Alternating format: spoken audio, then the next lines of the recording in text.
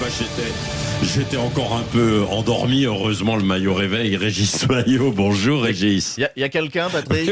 Oui, non, ben, c'est ça. Oh bah, à propos, il y a quelqu'un. Oui. Tiens, on va parler de grande culture, hein ce matin, oui, culture évidemment. Victoria Beckham, ça vous dit quelque chose? grande culture, oui. Bah oui, c'est cette cantatrice à la retraite qui est reconvertie maintenant dans l'humanitaire de luxe et l'élevage de sacs à main. C'est une sorte de Kim Kardashian version roast beef. Eh bien, la patrie reconnaissante lui a décerné le titre de chevalier de l'ordre des arts et des lettres. Hein. En France, quand les lettres disparaissent, il reste les arts décoratifs maintenant. Ouais, bon.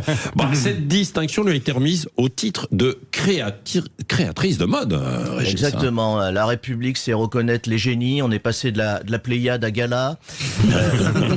Après Malraux, l'Ice Spice Girl. Après La Condition Humaine, le legging moulant. Ouais.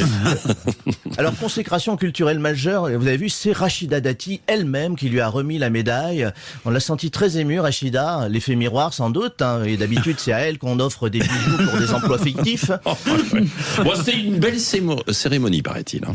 Ah oui, le face-à-face des deux était sublime. On en serait cru entre un épisode des Reines du Shopping et un concours de sosie des Bogdanov.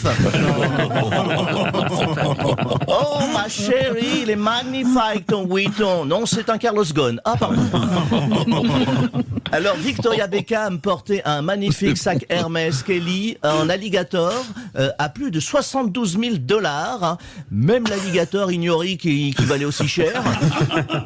Il pensait finir en ceinture, le voilà patrimoine vivant.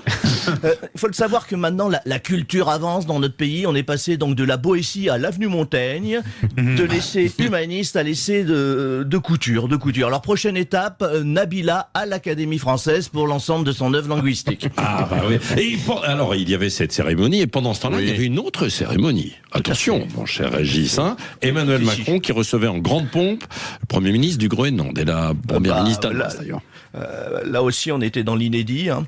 Il a hésité à le recevoir à Versailles, dans la Galerie des Glaces. Ça aurait été drôle. C'est génial. Hein. Un pays qui fait 4 fois la France, 57 000 habitants. Il y a plus d'icebergs que d'électeurs. C'est quand même le Groenland le seul endroit où le chef d'État peut faire sa tournée électorale en traîneau. Bah oui, c'est ça. Il a même parlé, le chef d'État, en groenlandais. Ah oui, oui. Il paraît qu'il y avait le gars de chez Picard pour faire la traduction derrière. En groenlandais, puis en danois, puis en français. Un discours en 3 langues pour un peuple qui tient dans un TER. Alors je me demande, à force de parler toutes les langues, Macron espère peut-être trouver celle que les électeurs comprennent. Et lui a aussi parlé d'une France forte dans l'Arctique. Hein. Alors forcément, moi je sais pas trop, parce que personnellement, mourir pour le Groenland, un congélo géant sans wifi avec des gens qui mangent du phoque en conserve, je suis pas certain. Bref, après Jupiter, après Mars, voilà Manu, la Reine des Neiges, le président des pôles. Prochaine étape, un 49.3 sur la banquise, sans opposition, vu qu'il y a personne sur place. Bah oui, forcément, tiens. For sure. Sometimes it's too slow. For sure. Bah oui. It needs to be reformed. For sure. Bah oui, Régis, il parle toutes les langues, notre chef d'État. Hein, Oui, il va et finir il fait pape. même un tube, hein, en fait. Ouais. Il fait concurrence à Daft Punk. Oui, c'est une sorte de Manu Beta, on ne sait pas, ou Greta. Bon, merci mon cher Régis Maillot. On vous retrouve en tournée, là, ce week-end. À Paris ce week-end, au Théâtre des Deux Ânes, pour les nouveaux ridicules. Et puis après en tournée à Bordeaux, à Toulouse, près de chez nous. Bah absolument. Merci beaucoup, mon cher Régis Maillot. Là, on a un petit peu de retard. La météo.